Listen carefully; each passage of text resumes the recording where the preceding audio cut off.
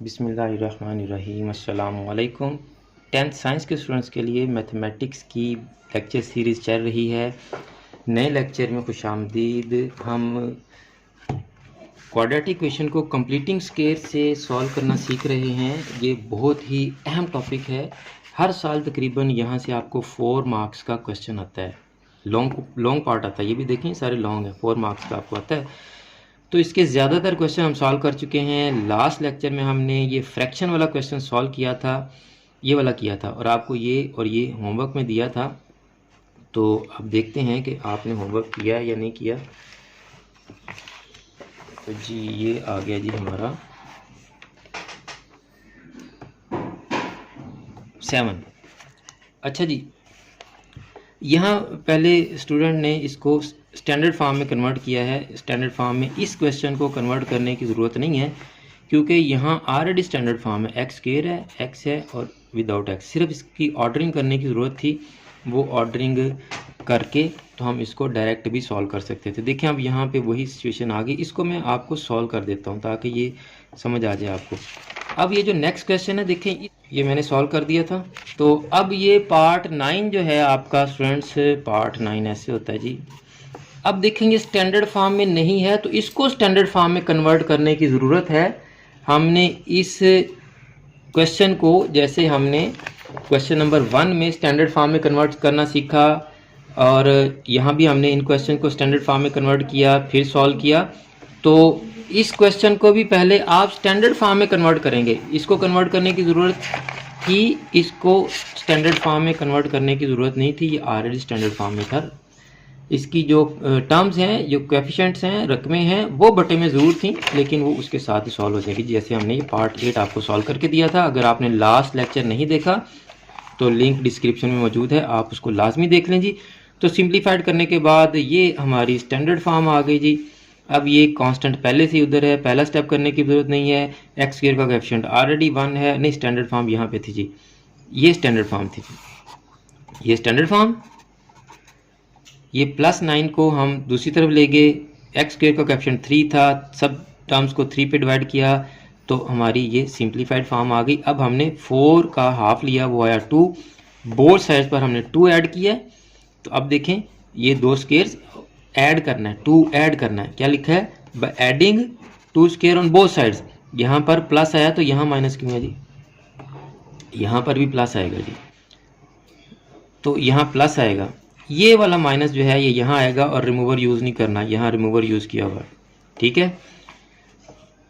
अब आप क्या करेंगे जी? Taking square root on both sides. ये देखें दिखने में कितना मुश्किल क्वेश्चन लग रहा था, लेकिन सिंप्लीफाइड होके देखें कितना आसान है। इसका जो एंड है वो कितना आसान है। x - 2 के स्क्वायर का रूट लिया, यहाँ 1 का लिया, तो ये +-1 आ जाएगा। तो हमने इसको एक दफ़ा +1 से सॉल्व कर लिया, एक दफ़ा -1 से, तो ये आपकी रूट्स आ गई। अब ये वाला क्वेश्चन जो है ये मैं आपको फिर सॉल्व कर देता हूँ। क्या याद करेंगे? जिन बच्चों ने काम नहीं किया उनके लिए मैं दोबारा सॉल्व कर देता हूँ। पार्ट 7 जी, क्वेश्चन नंबर 3 का पार्ट 7। -x² + 15/2 = 7/2x। अब स्टैंडर्ड फॉर्म में लाने के लिए भी आप स्मार्ट वर्किंग कर सकते हैं, लेकिन मैं यहाँ स्मार्ट वर्किंग करूँगा तो हो सकता है कि आप में से बाद बच्चों का हज़म ना हो, लेकिन मैं कर देता हूँ। देखिएगा, इधर उधर घूमने की बजाय कि पहले इसको इधर लेके आओ, फिर माइनस ख़त्म करो, ये करो, वो करो, हम -x² को उठा के इधर ले जाते हैं। तो ये हो जाएगा आपके पास 15/2 = x² + 7/2x। अब लेफ़्ट साइड को राइट और राइट साइड को लेफ़्ट पे ले जाएं, आपका एक स्टेप भी बच जाएगा। x² + 7/2x = 15/2। अब देखिए कांस्टेंट को इधर लाना होता है, वो पहले ही आ गया इधर, और x² का क्वेश्चन पहले ही 1 है। अब नहीं आएगा इसके साथ, 15/2 के साथ उधर प्लस का था, तो इधर वेरी गुड क्वेश्चन। इधर प्लस का, तो इधर आके इसको क्या होना चाहिए? माइनस। क्यों होना चाहिए भी? जब दोनों साइडें हमने बदल दी, इसको इधर कर दिया, इसको इधर कर दिया, लेफ्ट को राइट में, राइट को लेफ्ट में ले गए सबको, तो सबके साइन चेंज होने थे, फिर चेंज किए तो वही रह गए। तो नहीं चेंज करेंगे ना, जब साइड बदल देंगे, लेफ्ट राइट पूरी साइड बदलेंगे तो फिर साइन चेंज नहीं होगा। बहुत अच्छा क्वेश्चन किया है। इन्हीं चक्करों से बचने के लिए तो मैंने ये काम किया है। देखें अदरवाइज कैसे होता, -x² plus 15/2 is equal to 7/2x। हम इसको इधर लेके आते पहले, ये होता है -x² -7/2x plus 15/2 is equal to 0। ऐसे ही है ना। फिर हम x² को कैप्शन को क्या करते हैं, प्लस करते हैं, साइन चेंज करते हैं ना इसका, माइनस से मल्टीप्लाई करते या माइनस कॉमन लेते तो ये हो जाता प्लस, ये भी हो जाता प्लस और ये हो जाता माइनस। अब ये माइनस से तो जाके क्या हो जाएगा जी, प्लस। अब जिसको जिस तरह से समझ आई वैसे कर ले। लेकिन पॉइंट ये है कि जब आप दोनों साइड्स चेंज कर देंगे तो फिर साइन चेंज नहीं होंगे, ये याद रखिएगा, ठीक है। अब हमने क्या करना है जी, 7/2 का लेना है हाफ, तो ये हमारे पास क्या आ गया 7/4 by adding 7/4² on both sides. तो बोथ साइड्स पर हम 7/4 का स्क्वायर ऐड कर देंगे, x² प्लस 7/2x प्लस 7/4 का whole square is equal to 15/2 plus 7/4 का होल स्क्वायर जी। अब ये आपका होल स्क्वायर कंप्लीट हो चुका है। x और 7/4 का साइन कौन सा आएगा जी, जल्दी बताओ। प्लस। क्यों? क्योंकि उसका होल स्क्वायर में भी प्लस का साइन है। नहीं, सेकंड टर्म के, हाँ सेकंड या सेंट्रली टर्म का साइन प्लस का है तो वही यहाँ आएगा जी। 7 7 49 और 4 4 16। पहले हम इसको सिंप्लीफाइड कर लेंगे, इसको साथ साथ हम वैसे ही लेके चलेंगे। 16 और 2 का एलसीएम क्या आएगा जी, 16। 16 को 2 पे डिवाइड किया तो 8, 15 को 8 से मल्टीप्लाई किया तो क्या आंसर आया जी, 120 जी। प्लस 16 को 16 पे डिवाइड किया 1 into 49 49 ji.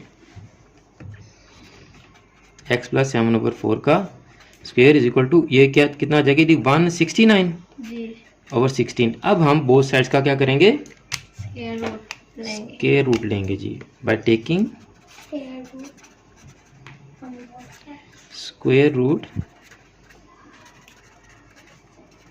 On both sides.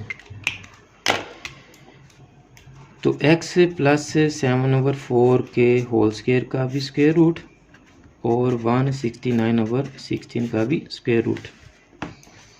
ये स्क्वायर और square root cancel, x plus 7/4 आ गया जी। यहाँ 169 का अंडर रूट क्या आता है जी, 13/4, 13 ही आता है ना। अब आप इसको उधर ले जाएं, -7/4 हो जाएगा और प्लस माइनस 13/4। अब आप इसको एक दफ़ा प्लस कर और एक दफ़ा माइनस कर लेंगे, x -7/4 प्लस 13/4।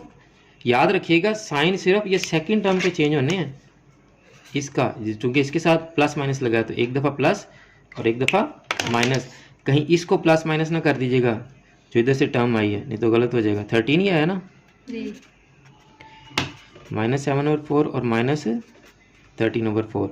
तो 4 और 4 का एलसीएम 4 ही आएगा, तो ये ऊपर आ जाएगी ऐसे ही टर्म्स। तो क्या आता है जी आंसर, 13 में से 7 को माइनस करो,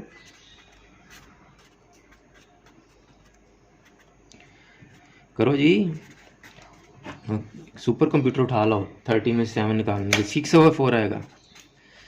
सिंप्लीफाइड किया तो 3/2 आ गया जी। एक रूट ये आ गई, इसको डिवाइड किया ये -5 आ गया, दूसरी रूट ये आ गई। यही आंसर है जी, जी यही आंसर है जी। उम्मीद है कि आज के क्वेश्चन भी आपको समझ आ गए होंगे। अब इंशाल्लाह हमारे ये 3 पार्ट्स रह गए हैं। नेक्स्ट लेक्चर में मैं आपको इन 2 में से एक करके दूंगा। इसको भी आपने इसी क्वेश्चन की तरह, जैसे 9th को हमने पहले स्टैंडर्ड फॉर्म में कन्वर्ट किया, दिखा देता हूँ मैं आपको। पार्ट 9 को हमने पहले स्टैंडर्ड फॉर्म में कन्वर्ट किया, स्टैंडर्ड फॉर्म में कन्वर्ट करने के बाद इसको सॉल्व कर लिया। तो इस क्वेश्चन को भी आप पहले सिंप्लीफाइड करके स्टैंडर्ड फॉर्म में लेके आएंगे और उसके बाद आप इसको सॉल्व करेंगे तो ये हो जाएगा आपका नेक्स्ट लेक्चर में मैंने आपको इन दो में से एक करके देना है। तो आप नेक्स्ट लेक्चर के लिए हमारे चैनल को सब्सक्राइब कर लें, बेल आइकन को दबाकर ऑल नोटिफिकेशंस को भी ऑन कर लें और मुझे भी अपनी दुआ में याद रखा करें। जज़ाकल्लाह।